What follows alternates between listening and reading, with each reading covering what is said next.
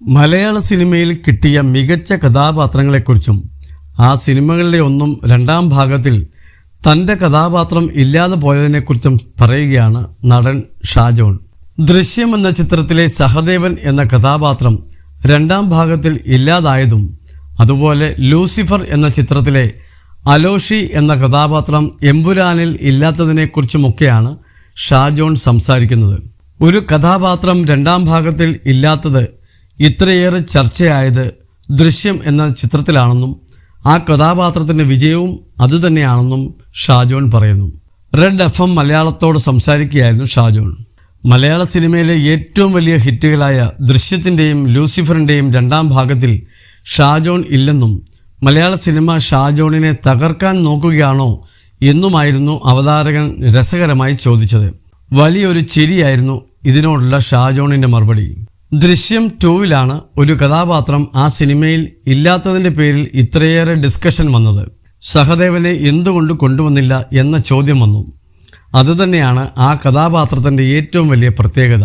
അതുപോലെ തന്നെയാണ് ഇപ്പോൾ ഞാൻ പോകുന്ന എല്ലാ അഭിമുഖങ്ങളിലും ഈ ചോദ്യം ചോദിക്കുന്നു. എമ്പുരാനിലും ഞാൻ ഇല്ലല്ലോ, ഒരു വാക്കു പറഞ്ഞിരുന്നെങ്കിൽ ഞാൻ ഒഴിഞ്ഞു മാറില്ലായിരുന്നോ വെടിവെച്ചപ്പോൾ എന്ന് രാജുവിനെ വിളിച്ച് ചോദിച്ചിട്ടുണ്ട്. ലൂസിഫറിൽ അലോഷിയെ വെടിവെച്ച് കൊന്നുകളഞ്ഞല്ലോ, എന്തിനായിരുന്നു എന്നെ കൊന്നതെന്ന് ചോദിച്ചിട്ടുണ്ട്. ഇത് കേട്ട് രാജു ചിരിക്കുകയായിരുന്നു. പിന്നെ ഇതെല്ലാം നല്ലതിനാണ്. ഓരോ സിനിമയ്ക്കും ഓരോ രീതിയാണല്ലോ. സഹദേവൻ്റെ കാര്യം പറഞ്ഞാൽ അത് എന്നേക്കാൾ നന്നായി ജിത്തു ജോസഫിന് അറിയാം. ഇനി സഹദേവൻ വരുമ്പോൾ സഹദേവന് കൃത്യമായി പ്ലേസ് ഉണ്ടാവണം. വെറുതെ വന്ന് എന്തെങ്കിലും ചെയ്തു പോയാൽ ആദ്യ സിനിമ ഉണ്ടാക്കിയ ഇമ്പാക്റ്റ് പോകും. സഹദേവൻ വന്നാൽ അതിൻ്റേതായ രീതിയിലാവും കൊണ്ടുവരിക എന്നാണ് വിശ്വാസം, ഷാജോൺ പറഞ്ഞു. ദൃശ്യത്തിൽ ലാലേട്ടന് കൊടുത്ത ഇടിയിൽ ഏതെങ്കിലുമൊക്കെ കൊണ്ടിരുന്നോ എന്ന ചോദ്യത്തിന് കുറേ ഇടി കൊണ്ടിട്ടുണ്ട് എന്നായിരുന്നു ഷാജോണിൻ്റെ മറുപടി. കൊള്ളാതിരിക്കുമോ? അങ്ങനത്തെ ഇടിയല്ലേ ഇടിക്കുന്നത്. ലാലേട്ടൻ ആയതുകൊണ്ടാണ് ചെയ്യാൻ പറ്റുന്നത്.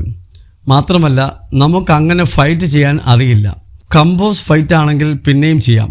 ഇതിപ്പോൾ ലാലേട്ടൻ എങ്ങനെ കറങ്ങി വരുമെന്ന് എനിക്കറിയില്ല. ഞാൻ എങ്ങനെ ഇടിക്കുമെന്നും ലാലേട്ടനും അറിയില്ല, ജീത്തു ഭായിക്കും അറിയില്ല. സുജിത്ത് ക്യാമറ എടുത്ത് തോളിൽ വെച്ചിട്ട് എന്നോട് പറഞ്ഞത് എങ്ങനെ വേണമെങ്കിലും ഇടിച്ചോ, ഞാൻ എടുത്തോളാം എന്നാണ്.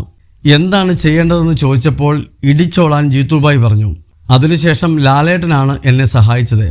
മോനെ, നീ ഇങ്ങനെ വന്നിട്ട് ഇടിച്ചോ, നീ ഇങ്ങനെ ചവിട്ടുമ്പോൾ ഞാൻ താഴെ വീഴും, എണ്ണീറ്റ് വരുമ്പോൾ വീണ്ടും എന്നെ ഇടിച്ച് താഴെ ഇടണം, അങ്ങനെയൊക്കെ പറഞ്ഞു തന്നു.